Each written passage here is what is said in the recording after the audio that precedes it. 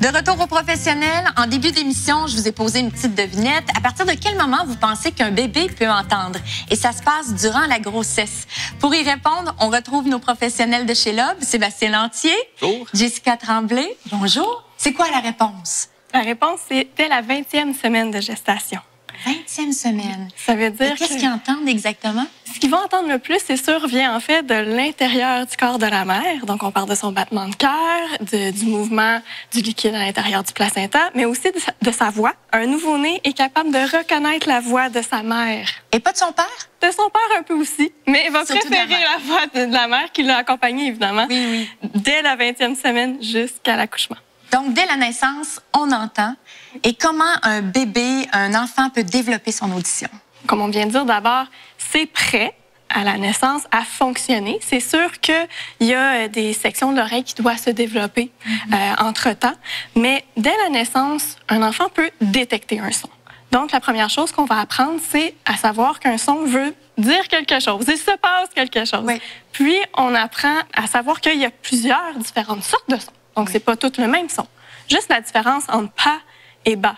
Sans savoir ce que ça veut dire, c'est pas la même chose. Puis, on, tranquillement, apprend à reconnaître des sons, donc des mots, puis finalement à comprendre ce que veut dire ces mots-là. Il existe des tests de dépistage, justement, quand on accouche, il y a certains hôpitaux qui le font. C'est pas tous les établissements, c'est pourquoi? C'est pas encore uniformisé à la grandeur du Québec. Ça devrait, pourtant. C'est dans les plans, c'est sûr, et c'est fait ailleurs au Canada, puis en différents pays.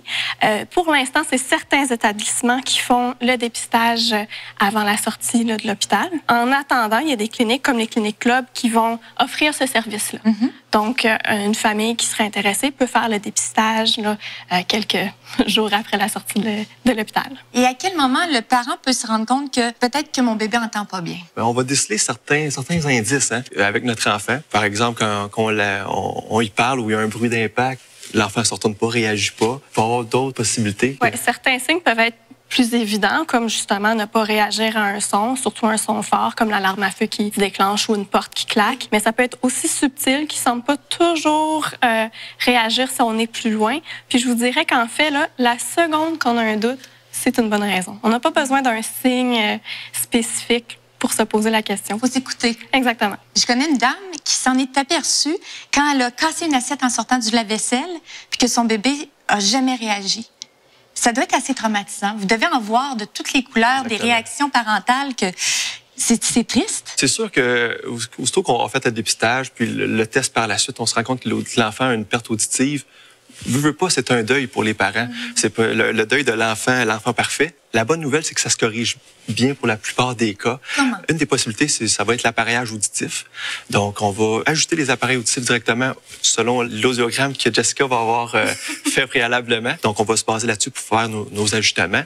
Mais plus précisément, surtout pour les enfants, on va utiliser une méthode RECD qu'on appelle Real Ear Coupler Difference, merci. Dans le fond, ce qu'on va faire, c'est qu'on va mesurer le volume du conduit auditif parce qu'un enfant, le conduit auditif est minuscule, c'est très petit. Et très mou aussi. Exactement. Donc, ce qu'on veut faire vraiment, c'est aller chercher ce volume-là, prendre cette mesure-là, insérer ça dans notre ordinateur, puis ajouter les appareils directement par rapport à nos logiciels. L'avantage à ce moment-là, c'est que l'enfant peut dormir être ailleurs même. On peut faire nos ajustements dans les appareils sans nécessairement la présence de l'enfant. Puis ensuite, on a juste à appliquer les appareils sur les oreilles. Donc, on élimine un gros problème parce qu'on veut pas que l'enfant pleure pendant qu'on fasse nos mesures. Donc, on élimine cet aspect-là. C'est quoi le système MF? Le système MF, en fait, c'est un système de modulation en fréquence. On va utiliser ça pour les enfants un peu plus vieux. À l'école? À l'école, entre autres, exactement. Le principe est assez simple, c'est-à-dire que le professeur va avoir un micro, puis il va émettre le signal au récepteur, c'est-à-dire soit que l'enfant va avoir un casque d'écoute sur les oreilles ou on va se brancher directement dans les appareils auditifs. Donc, à ce moment-là, c'est la voix du professeur qui passe directement au micro, direct aux oreilles. Donc, ça fait un signal qui est beaucoup plus direct, beaucoup plus précis, sans avoir à être dérangé par les petits tannants dans la classe qui placotent ou qui perturbent. Donc, c'est plus facile pour l'enfant de se concentrer. J'ai une question pour vous. Avec les enfants comme ça, lorsqu'ils ont besoin d'un appareil, comment est-ce que vous pouvez leur faciliter la vie, l'acceptabilité, autant pour les parents que pour les enfants? Comment est-ce qu'on peut rendre ça plus facile? C'est un changement. Avec les enfants, ce qu'on veut, c'est rendre des appareils le plus cool possible. C'est-à-dire, on va avoir des petits autocollants de ballons de soccer, de zèbres, de girafes, de Spider-Man, qu'on peut coller sur les appareils auditifs, vraiment pour qu'ils l'acceptent autant que possible, puis faire en sorte que ça soit vraiment un objet qui aiment porter, qui sont fiers de porter. Dans une autre émission, on parlait des différentes couleurs qu'on peut avoir avec les appareils auditifs. On parle des appareils de derrière l'oreille qui peut être bleu, rouge, vert, quelque chose de bien fluo, bien flash. À l'inverse, on peut avoir la partie, l'embout qu'on appelle, qui est le moulé sur mesure de l'oreille. Cette partie-là aussi, on peut avoir plusieurs différents choix de couleurs. Souvent, les petits garçons vont aimer ça, Spider-Man, donc un mélange de bleu, de rouge. Les filles vont préférer souvent avoir des petits brillants dans leurs embouts. Princesse. Plus princesse, exactement. Donc, on a différentes possibilités. On peut mélanger deux couleurs, 2-3 couleurs ensemble, faire un tourbillon. Donc, le but, c'est qu'ils s'approprient tout simplement les appareils. Faut pas les perdre dans des blocs Lego, par exemple. Autant que possible. Mais vous l'avez bien dit, l'acceptation, oui, ça aide pour les enfants, mais c'est aussi pour les parents. La plupart des familles que l'enfant a une surdité, il n'y a pas nécessairement quelqu'un d'autre dans la famille qui va avoir une surdité. Puis pour les parents, nous, ce qu'on fait chez Lob, c'est qu'on a un petit kit de départ, une trousse d'entretien qu'on utilise pour les appareils auditifs. Dans le fond, on va avoir les produits nettoyants, des testeurs de piles pour vérifier justement l'état des piles dans les appareils de leurs enfants. Puis un stéthoscope, c'est-à-dire le parent pourra écouter l'appareil auditif pour voir s'il fonctionne bien, pour voir si le son est bon, tout simplement. Donc, le parent va pouvoir mieux gérer l'appareil auditif. Il peut vérifier l'état de l'appareil lui-même. Exactement, savoir si tout fonctionne s'assurer bien. Que son enfant va l'entendre lorsqu'il va lui demander quelque chose plus tard. Exactement. C'est ingénieux, ça. Oui. Ben, c'est rassurant pour les parents. Une autre chose qui est rassurante, c'est un ami qu'on a sur le plateau. Votre mascotte chez Lob, il s'appelle Louis. Oui, pour ne pas faire de jeu de mots.